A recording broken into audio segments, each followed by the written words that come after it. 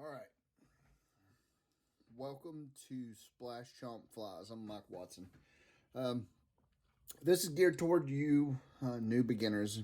This fly right here is not going to win you any competitions, fly ton. It's not going to be on the cover of any magazines, but what it will do, so I've found, it will definitely produce fish. It'll produce fish in Oregon. It'll produce fish in Idaho, down through Nevada, all the way over here to Kentucky, down into Georgia and South Carolina. I've fished this in numerous states, and I've never been disappointed.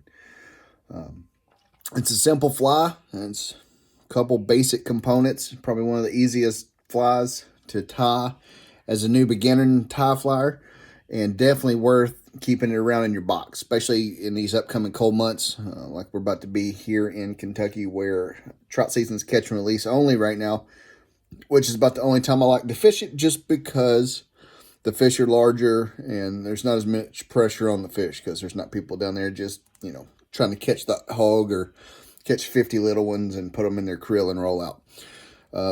What we're going to tie today is a number 18 zebra midge. This is tied on an Umpqua U202 scud pupa hook. It's 1X short, 1X strong.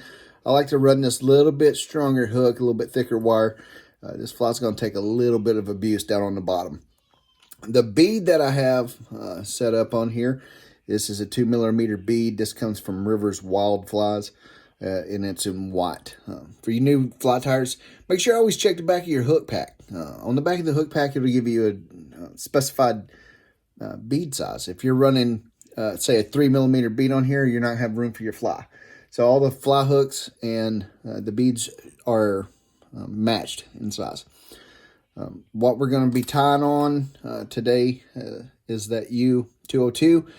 The thread that we're going to use is a uni black. It's going to be in 6/0. It's unwaxed. I like to use a lot of unwaxed line most of the time on my flies. I will also Tide waxed, and I also have wax to apply to it. If you're new to fly tying, there's a couple different things you want to remember when it comes to this fly. These beads have a larger diameter in the rear and a smaller in the front. That keeps it on the shank of the hook, and that recess, I'll fill that recess that's in the back. I'll fill that in with thread to keep it from moving around. So what you're going to do first, you're going to come in. What I like to do, you don't have to do it. It's up to you. It's your fly. You got to fish it. I fill that recess in with a little bit of fly line, a little bit of thread there. I like to get it. Oh, it's still movable, but at the same time, it don't get off center. I like to fill that in with like a little bullet shaped thread, and then I'll move my wraps to the rear. Wrap to the rear, down as far as you want your fly to go. I like to run these smaller flies that are on a shorter shank.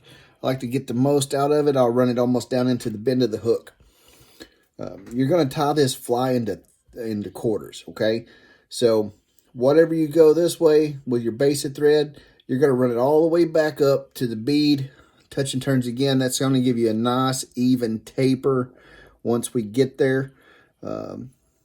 Once I come all the way back up, I'll do one more trip down the shank of the hook into the bend, and that is to capture my ribbing material. What we're using for a ribbon material today, that is a extra small silver rib. A lot of people want to make sure they tie this in on the top or tie it in on the side. With these smaller flies, I like to tie it in closer to the top. There's no right or wrong way to do this. It's completely up to you guys. As brand new fly tires, what you'll find is that you'll watch a video like this, and then you'll find a way to make it your own, which is a good thing. That's how we progress. Now that I've came all the way back up to the base of the bead, like I said earlier, we're going to run this down to the quarter length, so we'll go 3/4. If your thread starts to stack up on you and you want it to lay down flat, you can always give it a counterclockwise spin. What that'll do is it'll flatten that thread out just a little bit. That way you maintain that smooth, even, uniform body. Once you get back up to the bead, open it up again. Now you're going to go down to the halfway mark, halfway down the shank. open it up one more time, and then we're going to run it all the way back up to the base of that bead head. If you're wrapping clockwise, you always want to wrap your ribbon material counterclockwise. And if you don't pull on every turn, at least every other turn on these smaller flies, just give it a nice little tug. You want that rib to stay in place. You don't want it sliding around or unraveling on the water, especially if you only got one or two left and it starts unraveling on the water. That's a bad day. Once you capture that rib at the top, don't let your thread come over the front of that bead. What I like to do on the, see, just like that. So once that happens, there ain't nothing left to do but back up and do it again.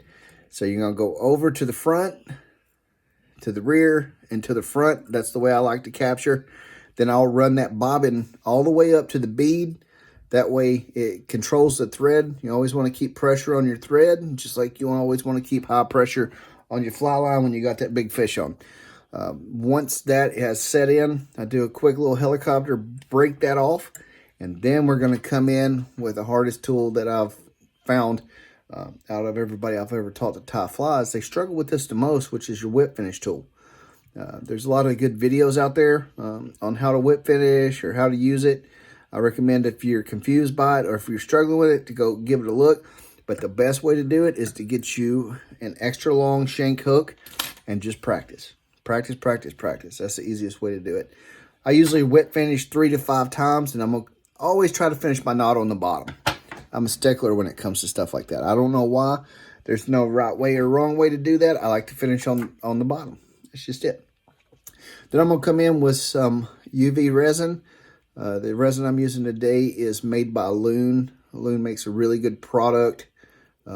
They are definitely about taking care and conserving our wildlife, so I have no problem supporting them. I also come in after that little beads put on there. I come in with the Loon light, hit that with a UV light for anywhere from 10 to 15 seconds. The thicker the UV, the longer you're going to run that light, so it gets good penetration. Now, I've also found that if you'll leave your window blinds open wherever you tie, if you tie in front of the window, if you'll leave those out in the open, the natural sunlight will tighten those up really good, make them bulletproof.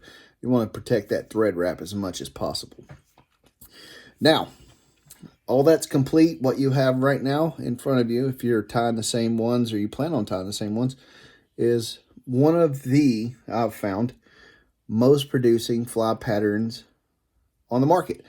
I did not fish this for several years. I couldn't bring myself to do it. You probably say the same thing yourself. Big fly, big fish. That's not always the case. I've seen and taken rather large brown trout and rainbow and cutthroat on this little bitty fly.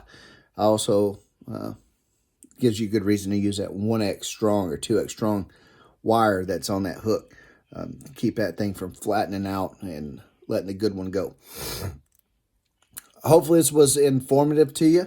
If you got any questions, leave them in comments below. Like, share, and subscribe. I'll see you guys here in the near future. We're going to work on wintertime trout patterns for beginners. And we're going to work our way all the way through the spring until we get into those big steelhead and big salmon flies. Until then, tight lines.